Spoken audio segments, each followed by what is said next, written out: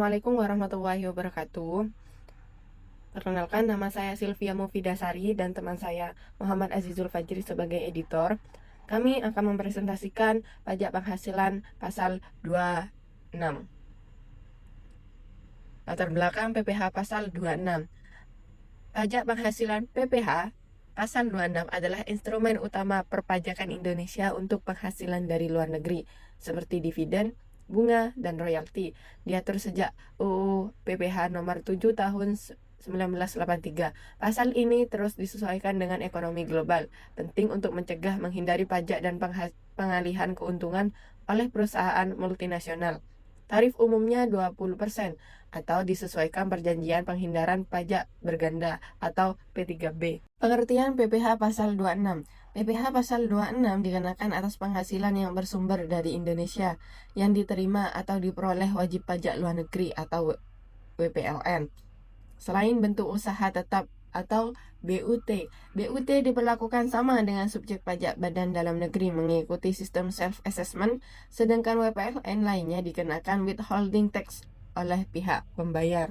Tarif dan mekanisme pemungutan PPh pasal 26. Tarif PPh pasal 26 bersifat final, yaitu 20% dari penghasilan bruto, kecuali ada ketentuan berbeda dalam tax treaty atau P3B.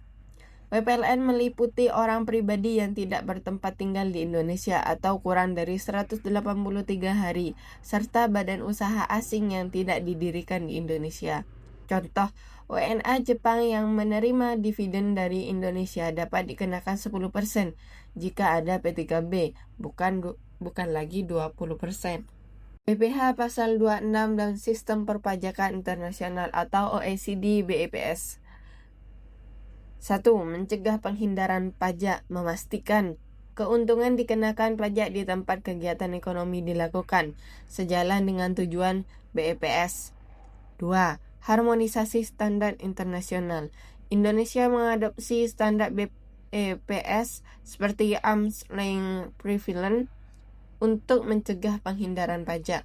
2. Pilar 2 OECD BEPS. Memastikan WPLN dikenakan pajak minimum 15% meskipun tarif PPh 26 lebih rendah karena P3B. Implementasi PPh 26 dalam praktek. 1. Identifikasi objek dan subjek.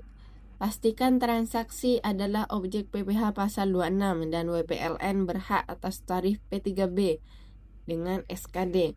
2. Pemotongan PPh pasal 26. Potong sesuai tarif 20% atau P3B dan buat bukti pemotongan via e-bupot PPh 23 atau 26. 3. Penyetoran PPh pasal 26. Setorkan ke bank atau kantor pos paling lambat tanggal 10 bulan berikutnya setelah pemotongan. 4. Pelaporan PPh pasal 26. Laporkan via seperti masa PPh unifikasi elektronik paling lambat tanggal 20 bulan berikutnya. 5. Bukti pemotongan. Berikan bukti pemotongan kepada WPLN sejak 2002 via e-bupot unifikasi. Peran P3B dalam perpajakan Indonesia. P3B atau Tax Treaty adalah perjanjian antara Indonesia dan negara mitra untuk mencegah pajak berganda dan penghindaran pajak. Dalam praktiknya, WPLN harus memiliki surat keterangan domisili atau SKD sebagai syarat administrasi untuk mendapatkan manfaat tarif preferensial P3B. Prinsip lex specialis decorat legis generali berlaku di mana P3B mengesampingkan aturan umum UU PPh pasal 26. Tantangan penerapan PPh pasal 26. Yang pertama, menentukan status subjek pajak luar negeri. Yang kedua, memastikan objek pajak termasuk PPh pasal 26, yaitu royalti, dividen, bunga, jasa teknik, dan imbalan lain. Yang ketiga, penggunaan tax treaty atau P3B. Menentukan apakah negara penerima memiliki perjanjian penghindaran pajak berganda atau P3B dengan Indonesia. Menerapkan tarif sesuai treaty.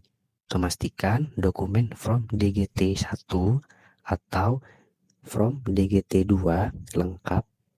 Jika salah, bisa terjadi kurang bayar dan potensi sanksi. Yang keempat, menentukan beneficial owner. Yang kelima, resiko salah perhitungan tarif.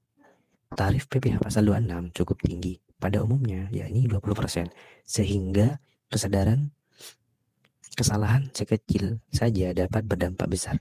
Yang keenam, dokumentasi dan bukti pemotongan.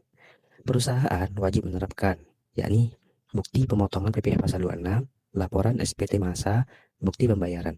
Yang ketujuh, risiko sanksi dan pemeriksaan pajak, yakni memastikan kepatuhan dokumen, konsisten antara invoice, kontrak, dan pelaporan pajak. Dampak positif dan negatif PPh pasal 26 terhadap ekonomi. Dampak positifnya, yakni yang pertama, menambah pemasukan negara. PPh 26 dipungut dari penghasilan wajib pajak luar negeri atau PPLN. Semakin banyak transaksi internasional, semakin besar pula potensi penerimaan negara dari dividen, royalti, bunga, dan jasa luar negeri. Yang kedua, melindungi basis pajak domestik. PPh 26 membantu mencegah salah satunya pengalihan laba, manipulasi harga transnasional, take avoid oleh perusahaan multinasional. Yang ketiga, mendorong keadilan pajak. Tanpa PPh pasal 26, pelaku usaha asing bisa untung besar di Indonesia tanpa kontribusi pajak. Dengan adanya pajak ini, pelaku asing ikut membayar pajak. Terjadi equal playing field dengan pelaku usaha lokal. Lebih adil bagi kompetitor domestik. Yang keempat, meningkatkan negosiasi internasional. Adanya PPh pasal 26 mendorong Indonesia membuat perjanjian penghindaran pajak berganda atau P3B. Perjanjian ini meningkatkan kerjasama ekonomi dan investasi antar negara. Dampak negatif PPh 26 terhadap ekonomi. Yang pertama, potensi mengurangi minat investasi asing. Tarif PPh pasal 26 relatif tinggi, yakni 20%, sehingga investor asing bisa merasa biaya masuk ke Indonesia itu tinggi, imbal balik investasi itu juga berkurang. Yang kedua, meningkatkan biaya transaksi internasional. Jasa-jasa dari luar negeri seperti teknologi, konsultan, software, dan negosiasi, dan lain-lain menjadi lebih mahal karena harus dikenai PPh pasal 26. Yang ketiga, pengaruh pada transfer teknologi. Karena adanya PPh pasal 26, beberapa perusahaan asing enggan memberikan lisensi teknologi, membatasi penggunaan keahlian tenaga ahli asing. Yang keempat, resiko disput pajak dan ketidakpastian.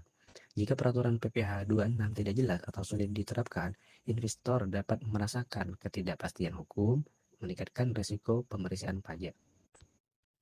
Kesimpulan PPh pasal 26. PPh pasal 26 penting untuk meningkatkan penerimaan negara dari pihak asing, tetapi perlu menyederhanakan aturan agar tidak menghambat investasi. Dengan perbaikan administrasi dan regulasi, PPh pasal 26 dapat berjalan lebih optimal.